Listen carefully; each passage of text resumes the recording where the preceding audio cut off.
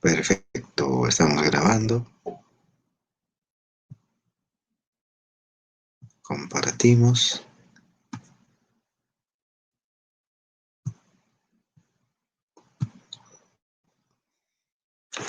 Bueno, les voy a explicar el tema de hemorragias y les voy a ir explicando qué es lo que tienen que hacer. ¿Ya? Para el tema de hemorragias, lo que van a ver es un paciente con hemorragia. Entonces, tres posibles pacientes. ¿Ya? Paciente con herida en la extremidad superior, paciente con herida en la extremidad inferior y paciente con amputación. Tres. Ustedes pueden escoger cualquiera de los tres, el que ustedes quieran. Uno solo. Herida en la extremidad superior, herida en la extremidad inferior o amputación. ¿Ya? De la misma forma que en el ABDS, todos los pacientes tienen que tener una escena. Por ejemplo, amputación. ¿Y cómo así se ha amputado la mano? ¿Qué ha pasado? Entonces, tiene que haber una escena. ¿Qué estaba haciendo? ¿Cómo ha sucedido el accidente? Entonces, tiene que haber una escena. ¿Ya?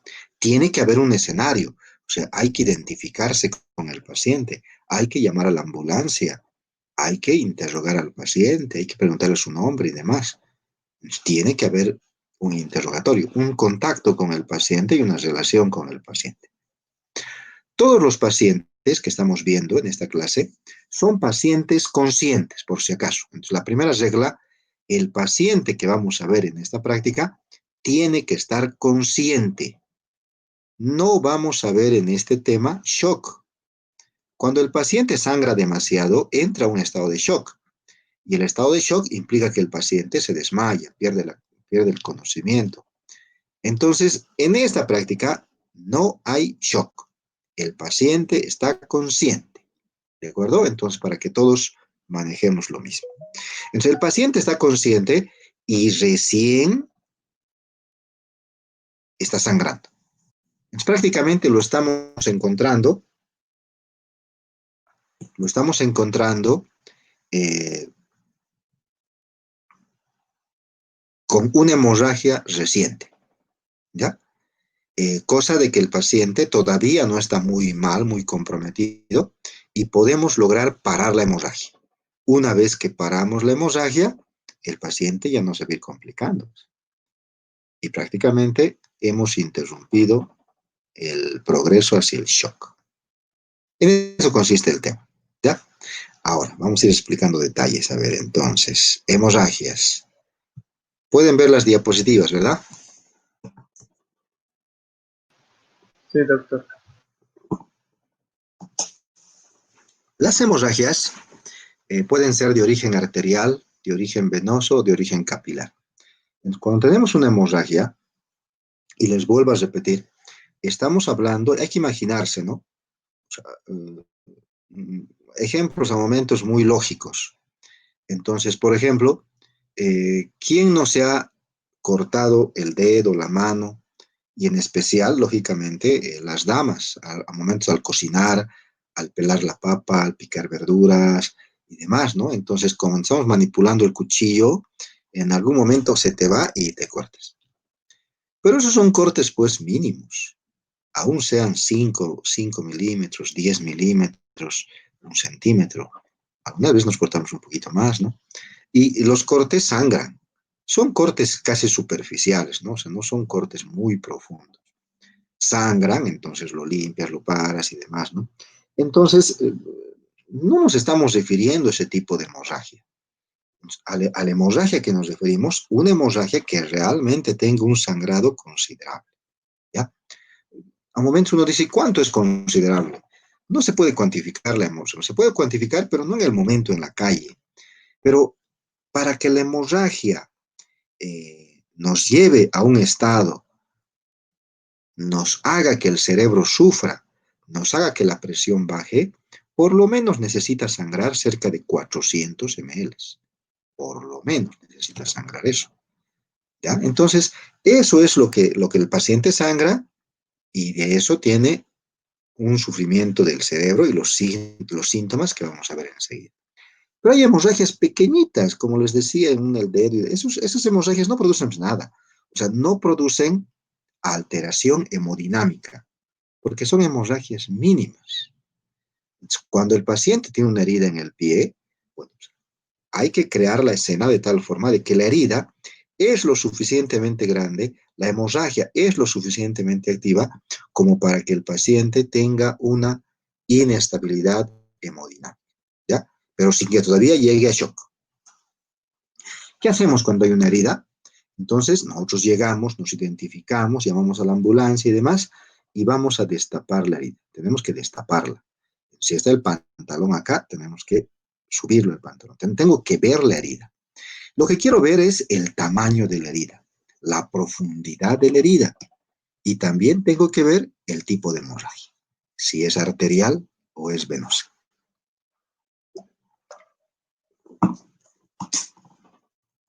Recordarles que la hemorragia arterial es una hemorragia que es con fuerza. Es una hemorragia que, la hemorragia es una sangre que salta. No es una hemorragia a presión y es sincrónica con el pulso. El libro dice a chorro sincrónica con el pulso, salta, ¿no? Entonces, les pongo un ejemplo. Cuando uno está en cirugía, cuando operamos a los pacientes, la norma dice que siempre hay que operar a los pacientes con lentes, lentes de protección. Son lentes que tapan a los lados y demás, ¿no? ¿Por qué el hecho de que queremos operar con lentes o que dice que se hay que operar con lentes? Porque muchas veces al estar operando, accidentalmente se puede seccionar una arteria. Lógicamente una arteria pequeña, no muy grande, ¿no? Pero cuando se secciona una arteria, la sangre sale a chorro y sale hacia arriba, en algunos casos. O sea, si tú estás operando, podría salir hacia arriba y hacia tu cara. Y podría entrar al ojo. Y a la conjuntiva del ojo, si entra, lógicamente la probabilidad de contagio de un montón de enfermedades es mayor. Entonces, esa es la hemorragia arterial. Sale con fuerza, sincrónica con el pulso. Hemorragia arterial. En cambio, la hemorragia venosa, bueno, este es un rojo más vivo, este es un rojo más oscuro con el tinte. Y la sangre de la venosa sale en forma más continua, más lenta, porque las venas no tienen presión. Sangra, pero más lentamente. Entonces, hay que ver qué tipo de hemorragia es, ¿no? Si les pongo un ejemplo, una de las formas clásicas de quererse suicidar es cortarse las venas. Yo quiero, y es uno de los casos que podemos ver, ¿no? Entonces, la escena es un paciente que le ha dejado su novia o su novio y demás, ¿no? Entonces, la paciente, que podríamos decir que es una mujer, o hombre también, ¿no? Cualquiera, le ha dejado su novio o su novia y prácticamente el paciente se siente tan mal, tan deprimido y demás, que decide al momento matarse. ¿Y qué decide para matarse? Agarra una navaja, un cuchillo y se corta las venas de la región de la muñeca. Los cortes que se hace generalmente son varios, generalmente, no es un hito, son varios, pero son cortes superficiales. Se secciona las venas. Al seccionarse las venas, sangra, y no sangra poquito, sangra harto, considerable, ¿no? Pero el sangrado es continuo, continuo, continuo. El sangrado va a hacer que la presión baje de la paciente. Al bajar la presión, el cerebro sufre y bueno, pues tiene los síntomas y el paciente podría incluso llegar a desmayarse. Pero, bueno, pues el mismo organismo lo que hace es, cuando hay una hemorragia, manda plaquetas, manda factores de coagulación, produce vasoconstricción, y al momento el organismo solito también para la hemorragia, sin que nadie le haga nada, ¿ya? La mayor parte de los pacientes que se cortan las venas no se mueren, la mayor parte, y se logran salvar, ¿ya? Porque es un sangrado venoso, pero sí se vuelven inestables, efectivamente, ¿no? Pero ¿qué pasaría si el paciente no solamente deprimido, ahora sí está trastornado, con un trastorno mayor, tal vez incluso drogado? Entonces, ¿qué hace? Quiere matarse, lo que hace es agarrar una navaja, pero y se da hasta el hueso. Entonces, aquí sí va a cortar la arteria radial, la va a seccionar. Y esa hemorragia Esa sí ya es mucho más fuerte. Y ahí pone en mayor riesgo su vida. O sea, hay que ver qué tipo de hemorragia es, ¿no? Bueno, va a depender entonces de la cantidad de sangrado, de la velocidad del sangrado, para ver en qué tiempo el paciente se va o podría llegar a un estado de shock. La principal causa de muerte de hemorragia es el shock que va a llevar a la muerte. Cuando decimos que un paciente está en shock, prácticamente el paciente está ido, como quien diría, ¿no? Está casi inconsciente en una gran mayoría. Entonces el paciente está pálido, botado ahí, agonizando prácticamente, diríamos, ¿no? Pero normalmente cuando nosotros encontramos un paciente con hemorragia, a un inicio el paciente sigue consciente y sigue perdiendo sangre. Si nosotros paramos la hemorragia y dejamos que ya no pierda sangre, el paciente pues nos va a hacer estos síntomas, producto de un sufrimiento del cerebro. Pero si paramos la hemorragia, solo llega hasta aquí y no avanza. Si no paramos la hemorragia y la hemorragia sigue, se va a venir un estado de shock. ¿Ya?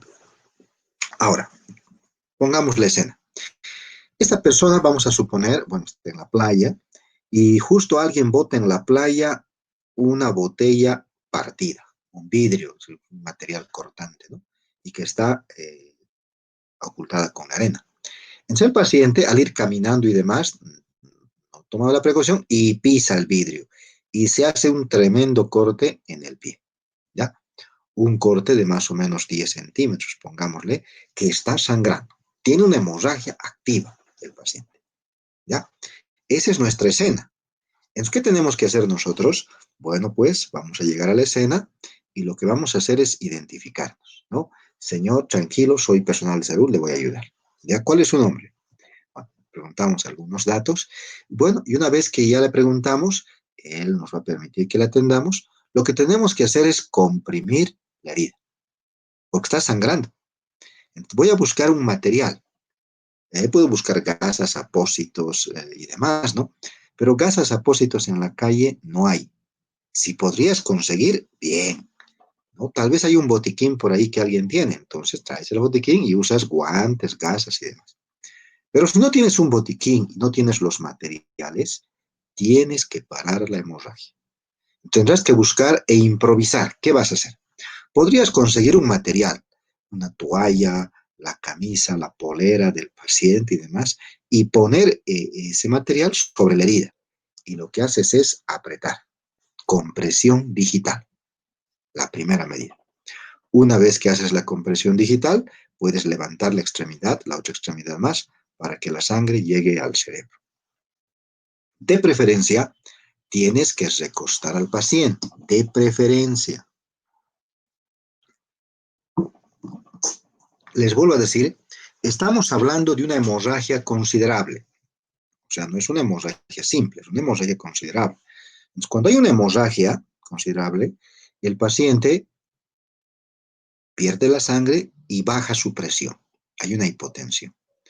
La hipotensión va a hacer que no llegue suficiente cantidad de sangre a algunos órganos, en especial al cerebro. Entonces, como el cerebro no va a recibir la suficiente cantidad de sangre, el cerebro va a sufrir. La consecuencia de que el cerebro esté sufriendo es esto. Entonces, estos síntomas son productos del sufrimiento cerebral. Solamente a un inicio sufre el cerebro, nada más. Si yo paro la hemorragia y la detengo, listo, entonces el cerebro ha sufrido, le hago echar al paciente, le levanto los pies y con eso va a llegar más sangre al cerebro. Y estos síntomas van a ir mejorando, desapareciendo. Pero si yo no logro parar la hemorragia, va a seguir sangrando y ahora no solo va a sufrir el cerebro, van a sufrir todos los órganos. Y cuando sufren todos los órganos, el paciente no solo va a tener esto, va a tener taquicardia, taquipnea, cianosis, llenado capilar prolongado, bueno, y otros signos más. Entonces, la clave es detener la hemorragia en este nivel. Esa es la clave. ¿Ya? Entonces, lo que hacemos es agarramos un paño, lo apretamos, elevamos los pies, lo hacemos recostar, y a medida que yo vaya haciendo eso, voy a hablar con el paciente, ¿ya? ¿Y qué le voy a decir? Pues, lógicamente, voy a averiguar síntomas, ¿no? Entonces, señor, dígame, ¿cómo se siente? Entonces, el paciente dirá, "Oh, estoy bien, pero me siento débil". Ah, ya tienes un síntoma, ¿no? Le dirá, ¿qué más tiene, señor? A ver, cuénteme, ¿alguna otra molestia que tenga? Y estoy viendo medio borroso. Ah, entonces ya tienes otro síntoma. Vas encontrando estos síntomas cuando vas hablando con el paciente y le vas interrogando, ¿ya? No todos los pacientes tienen todito esto. Alguna vez el paciente solo tiene uno, o dos, o tres, y algunos tienen todo. Depende de qué tanto ha sangrado y qué tanto también es su estado previo de salud, ¿no?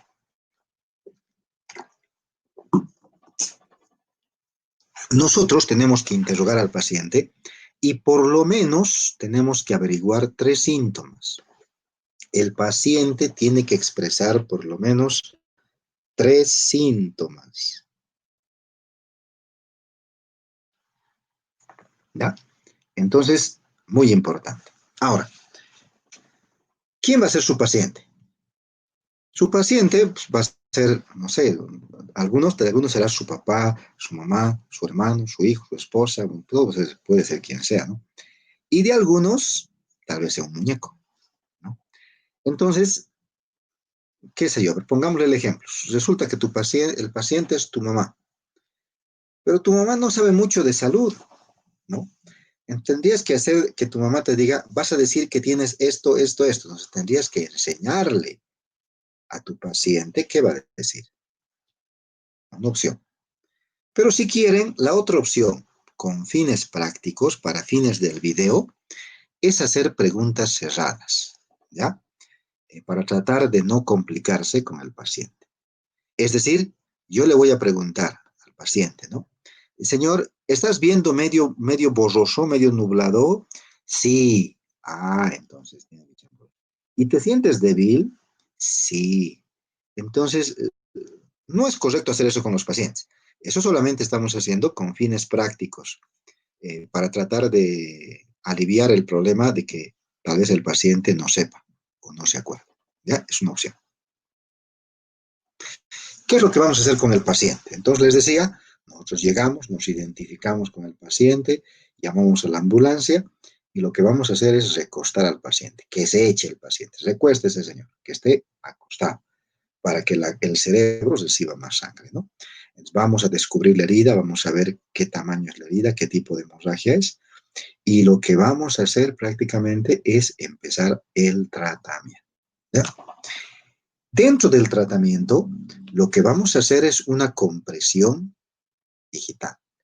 Entonces, voy a buscar un material que puede ser la camisa, la polera, el pañuelo, la chompa, la chamarra, el material que encontremos.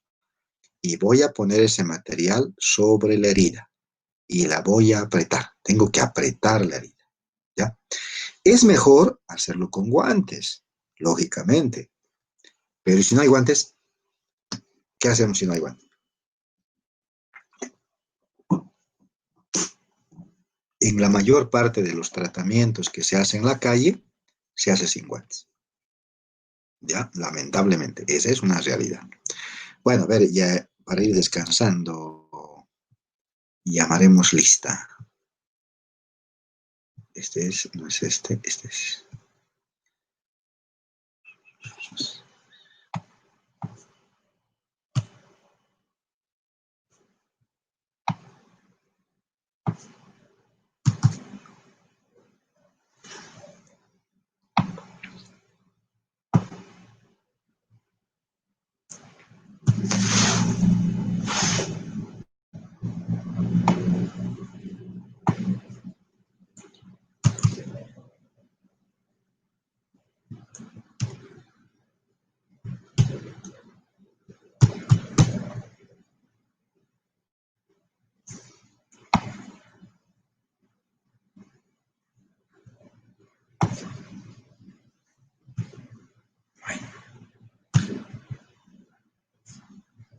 Bueno, vamos a la lista.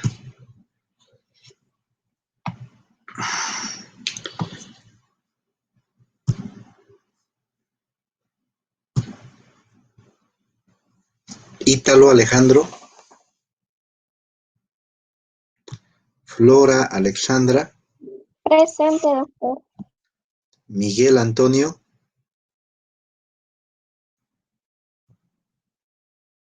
Alberto Batista. Leila Aliana. Eliana. Presente, doctor. Kelsey Grisel. Yulisa Ivonne. Presente, doctor.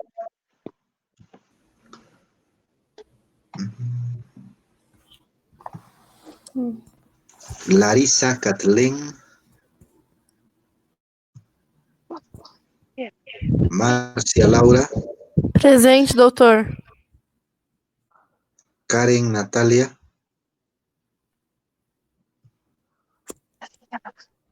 Ana Patricia.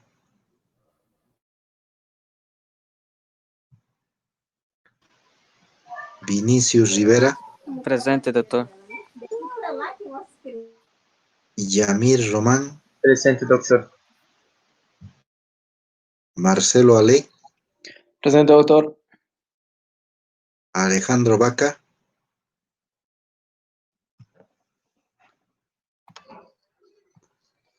Jessy Vargas.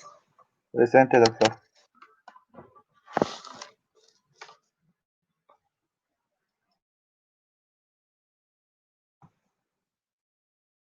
Tal vez haya una nueva lista, entonces al finalizar la clase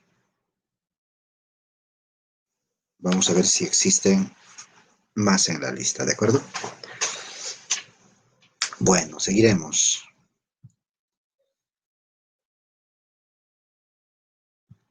Entonces, lo que tenemos que hacer con el paciente es buscar un material, taparlo, apretarlo, comprimirlo, ¿ya? Si conseguiríamos una venda, lo vendamos. Y además de estos dos, voy a apretar la arteria proximal. Entonces, voy a agarrar el brazo, lo voy a levantar y voy a apretar en este caso la arteria braquial. Si la herida sería a nivel de la mano, voy a apretar arteria radial.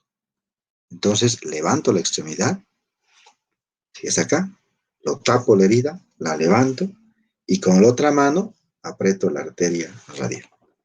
Eso es lo que tienen que hacer en el tratamiento. Entonces, no es nada complicado ni nada difícil. Entonces, si hay una hemorragia, ponemos un paño. Si por alguna razón sangra demasiado y se empapa, hay que poner otro, nunca retirarlo. Si conseguimos una venda, lo vendamos. Si no hay una venda, seguimos apretando y apretamos la arteria proximal, que en este caso es la braquial. Les recuerdo que la ambulancia ya está en camino. Simplemente nosotros estamos tratando de que el paciente ya no sangre, que pare la hemorragia hasta que llegue la ambulancia.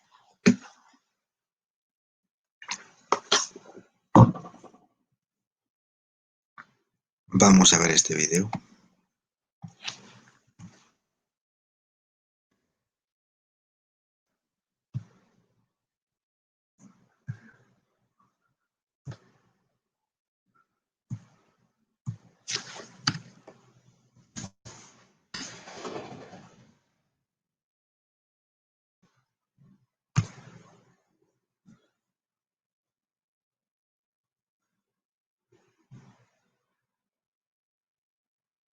¿Dónde está?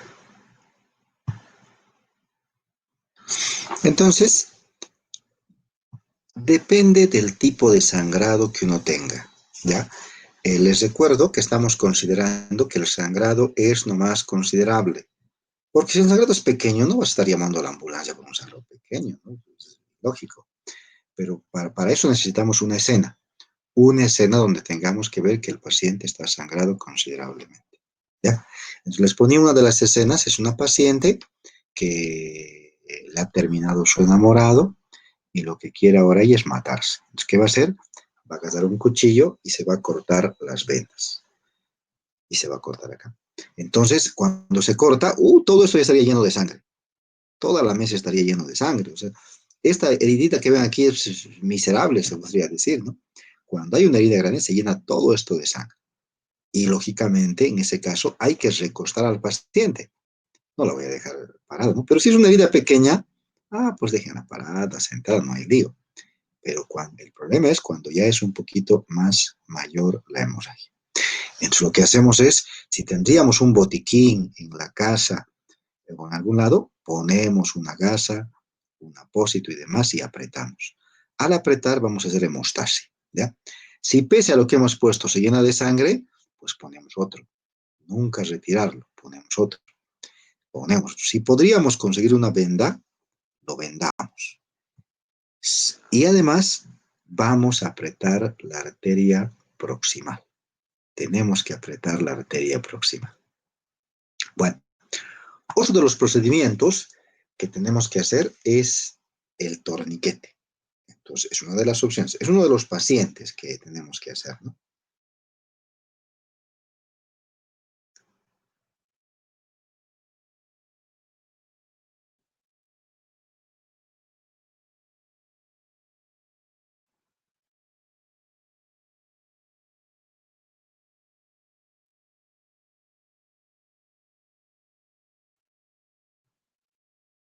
Entonces, la amputación. El torniquete que estamos viendo acá, la indicación principal del torniquete es la amputación. Amputación es perder el brazo. Esa es una opción. A un momento parecería más fácil, ¿no? Porque podríamos suponer de que esta mano es la amputación, ¿no? Aquí, ¿no? Entonces, ¿qué es lo que tenemos que hacer? Podríamos buscar una polera, una camisa y taparla. Y hacer el torniquete acá. Bueno, es una de las opciones, ¿no? La amputación, se hace el torniquete, recordando que el torniquete tiene que aflojarse cada 20 a 30 minutos. Muy importante. Entonces, tiene que hacerse de tal forma de que podamos aflojar y podamos volver a ajustar, ¿ya? El torniquete, la indicación principal es la amputación. También se utiliza cuando hay múltiples heridas. Es otra indicación. Pero no es recomendable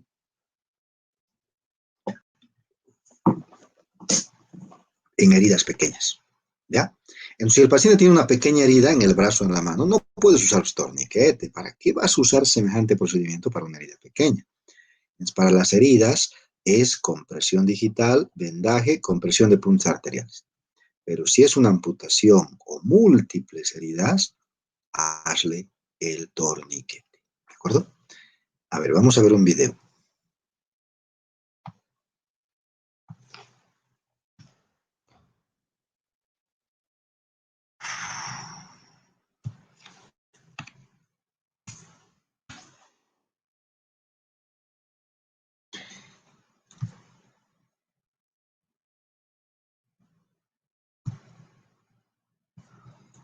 Bueno, si vemos, por ejemplo, en este ejemplo, este es un video de YouTube, está disponible para quien sea, ¿no? Les recuerdo de que hay problema con los videos, ¿no? Porque, por ejemplo, ustedes me están mandando sus videos de sus trabajos, ¿no? Entonces, yo no puedo hacer uso de sus videos. No puedo, porque son sus videos. Si yo quiero hacer uso de sus videos, tengo que pedirles permiso. Si yo agarro su video y lo subo al YouTube sin su consentimiento, si quieren ustedes me pueden iniciar una demanda. De la misma forma yo. Entonces, mucho lío con los videos, ¿no? Entonces, los videos que mandan son netamente para revisión y para la plataforma. Aunque hay excelentes videos que nos podrían servir para ejemplo. Pero a momentos hay gente muy especial, ¿no? Que se hace el lío de todo, ¿no? Bueno, tenemos una paciente con una herida. Esta herida que estamos viendo acá, por ejemplo, no le vamos a hacer un torniquete por esta herida. Hacer un torniquete por esta herida prácticamente sería ilógico, hasta negligente se podría decir, ¿no? No es recomendado. ¿Por qué no es recomendado? Porque el torniquete hay que aflojar. Y si tú no le aflojas el torniquete, no va a llegar sangre al tejido, a los dedos, a la mano y demás. Y si no llega sangre por mucho tiempo, se van a isquemiar los dedos. y podrían llegar a necrosarse. Entonces, el que hace el torniquete no va a estar presente todo el rato. O sea, si en la calle yo le hago el torniquete al paciente, yo le hago el torniquete y demás, y le anoto, 17:00 hecho el torniquete. Llega la ambulancia, y lo que hace, se sube a la ambulancia y se va. Pero yo no me voy a ir con el paciente. Mi objetivo es atender solamente en la calle. Si el paciente se va en la ambulancia. Entonces, el lío es de que yo no voy a estar con el paciente todo el rato. Yo sé que hay que aflojar el torniquete, pero ahora no sé quién se va a hacer cargo. Y si el que se hace cargo se olvidó de que hay que aflojar, lo va a dejar con el torniquete. Imagínense cómo estará este brazo después de 5 horas con el torniquete. Ese es el problema. El torniquete es para casos de amputación. Para estas heridas no se usa el torniquete. Pero en el ejemplo lo estamos viendo para poder ver cómo se hace el torniquete, ¿ya? Entonces solamente es para ejemplo. Vamos a buscar un material que no sea muy delgado ni muy elástico. Cuanto más delgado el material, podríamos dañar la piel del paciente, ¿no? Entonces vamos a poner el material y podríamos incluso nosotros darle algunas vueltas para tratar de un poquito de acolchar el área que vamos a hacer el torniquete. Bueno, vamos a dar 2 nudos generalmente. Generalmente damos 2 nudos, un nudo y otro nudo. Y entre nudo y nudo dejo un pequeño espacio donde voy a poner el bolígrafo, el palo o el material que haya encontrado. Lógicamente aquí se hace primero un nudo y luego el otro, porque tenemos un ayudante que nos va a ayudar a poner el bolígrafo. Pero si estoy solo, hago 2 nudos y al medio de los 2 nudos introduzco el material, ¿no? Entonces aquí se hace un nudo, el ayudante pone un material y hacemos el otro nudo, ¿ya? Bueno, una vez que hemos hecho eso, esto vamos a dar vueltas. Vamos a dar vueltas, vueltas, hasta que ya no haya nada de sangre que circule a la parte distal del brazo. Vamos a comprimir todos los vasos, venas, linfáticos y demás. Todo, ¿ya? Entonces, damos vueltas, vueltas, vueltas, bueno, considerando de que si nos imaginamos que está amputado, hasta que ya no sangre nada. Una vez que no sangre nada y que ya esté totalmente ajustado, pues ahora lo que voy a hacer, tengo 2 cabos. Un cabo doy vueltas a un lado y el otro cabo al otro lado. Y amarro atrás. Lo amarro atrás, ¿no? Una vez que he amarrado atrás, se queda así el torniquete. Y anoto la hora. Puedo anotar aquí mismo la hora. 17:00. He hecho el torniquete. Cosa del que me siga, el que reciba al paciente, pues sepa que hasta ahora se ha hecho el torniquete y a las 17:30 más o menos trate de aflojar el torniquete para que no exista lesión de los tejidos por isquemia, ¿ya? Entonces, eso es lo que hacemos con el torniquete. Entonces, les vuelvo a repetir, ¿cuál es la tarea, cuál es la actividad del trabajo que tienen que hacer? Tienen que escoger uno de estos 3 pacientes. Los 3 pacientes, escojan el que ustedes quieran, ¿ya?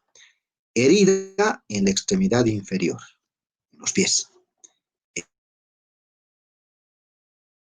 Herida en la y amputación.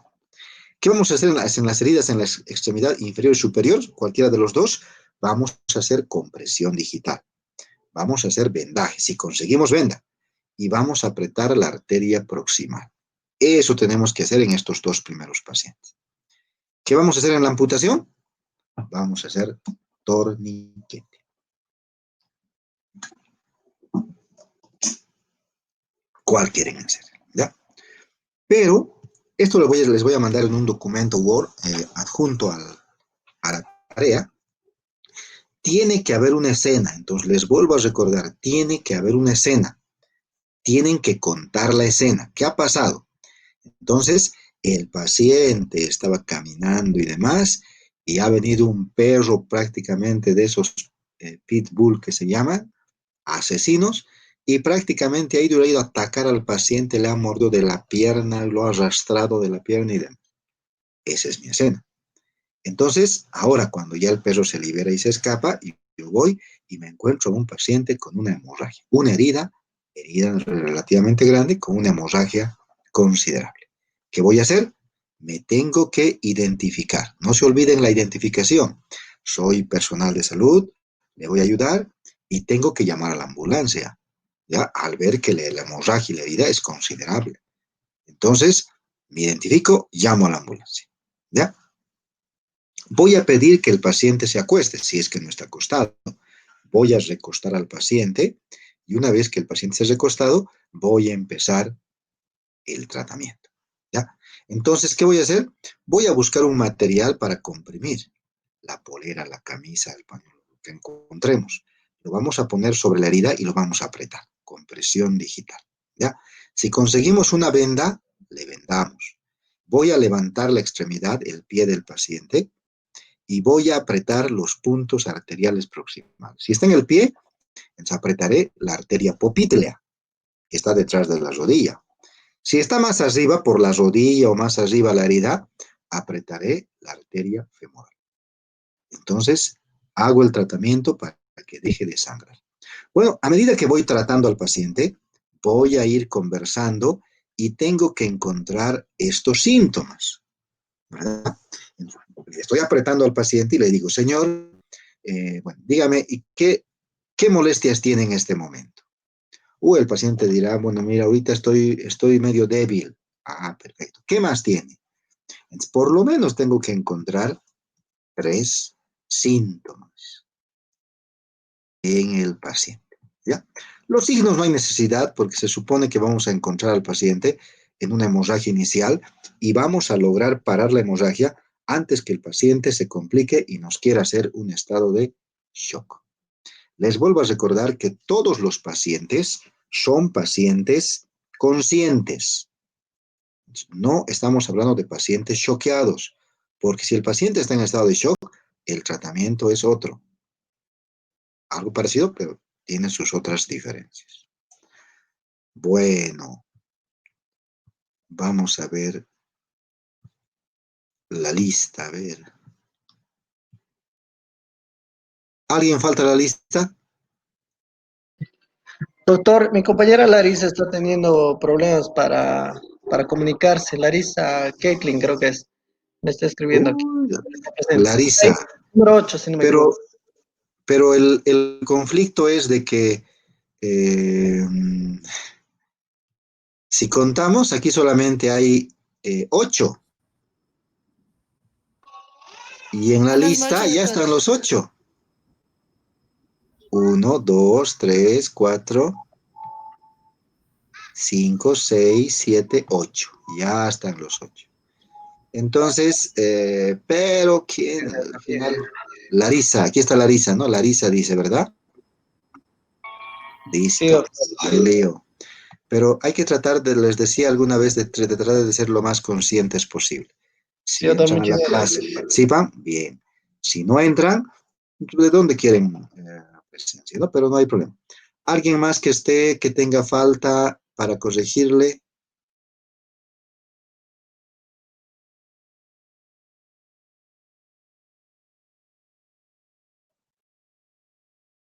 Mucho lío es la lista, jóvenes. Lamentablemente,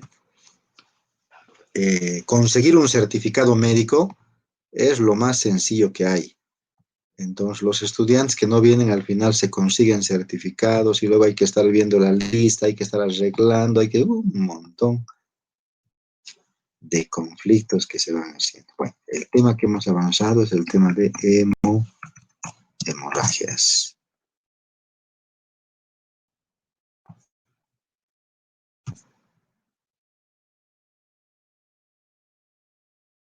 Volvamos. Bueno, ¿alguna duda, jóvenes? ¿Algún comentario antes de terminar?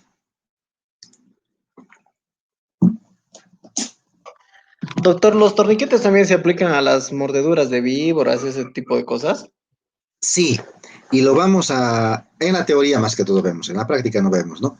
El problema es de que, por ejemplo, en la mordedura de serpiente venenosa o sospecha de venenosa, se aplica un torniquete, pero ese torniquete es especial, tan especial de que el torniquete de la mordedura de serpiente no se afloja. Este torniquete que hemos visto hoy, hay que aflojar cada 20 a 30 minutos para que el tejido no se muera. El de la mordedura de serpiente, no hay necesidad de aflojarlo, tiene que quedarse así. Pero el de la mordedura de serpiente, hacemos un torniquete que solamente bloquee venas y linfáticos, no bloquea arterias. Entonces, no es un torniquete como en este caso que bloquea todo. El de la mordedura de serpiente solo bloquea linfáticos y venas, arterias no.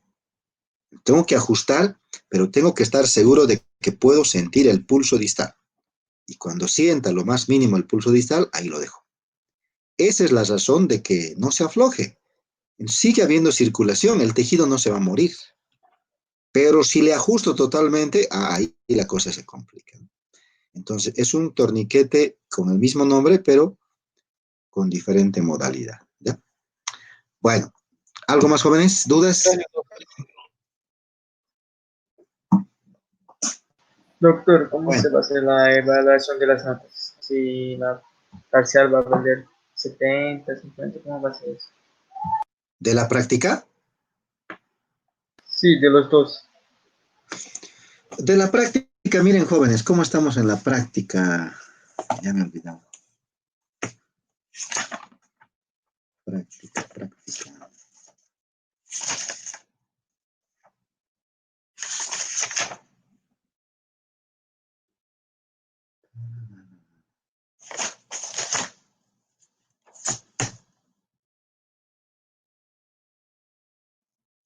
Bueno, a ver, para que tengamos una idea de la práctica. La práctica se califica sobre 100, ¿ya? Entonces, la práctica está calificada sobre 100. Entonces, hemos indicado de que cada trabajo tiene un valor. Entonces, los trabajos, por ejemplo, tengo una diapositiva, creo, vamos a buscar, para que vean. Estaba en presión arterial.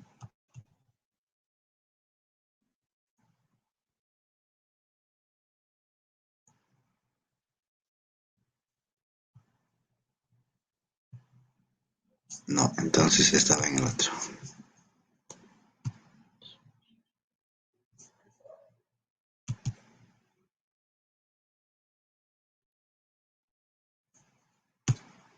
Aquí está. Entonces, esta es la modalidad de la práctica, ¿ya? La asistencia vale 10 puntos. Entonces, no hay opción de anularlos por la asistencia. Entonces, al final, por la crisis que estamos viviendo, o sea, podría haber un estudiante que nunca estaba en la clase. Porque como hay videos que después les subimos de las clases, el estudiante podría ver esos videos, ¿no? Pero estaría perdiendo 10 puntos, ¿no? La asistencia vale 10. Hemos hecho un trabajo de la introducción de soporte básico de vida con los cuadros que se pueden tener en la calle, eso vale 5. El trabajo de presión arterial y respiración vale 5. El trabajo de pulso de signos vitales vale 5. El trabajo del ABDS, que es el video que hemos hecho la anterior semana, que todavía no se le ha calificado, vale 10 puntos. El video de hoy valen 10 puntos. El video de obstrucción de la vía respiratoria, que es la próxima semana, también vale 10 puntos. Y vamos a tener una pequeña práctica de lesión de la columna cervical, donde solamente van a mandar fotos, ¿ya? Para no, no quitarles mucho el tiempo, ya que estamos en semana de exámenes. Esto vale 5 puntos. Sumando todo vale 60, ¿ya? Vamos a tener un examen práctico. El examen práctico también es sencillo, son 10 preguntas que les voy a hacer. 10 preguntas virtuales. Es como en el examen teórico, pero en el examen teórico hay 30 preguntas. En el práctico son solamente 10 y solo son de 2 temas, signos vitales y acercamiento. Esos 10 puntos, esas 10 preguntas van a valer 40, se van a sumar con estos 60 y tienen los 100 puntos.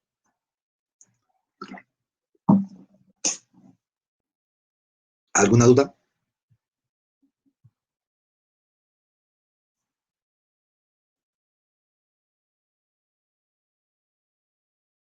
Nada, ¿verdad? Bueno. Entonces, jóvenes, terminamos acá. Que tengan un excelente resto de semana.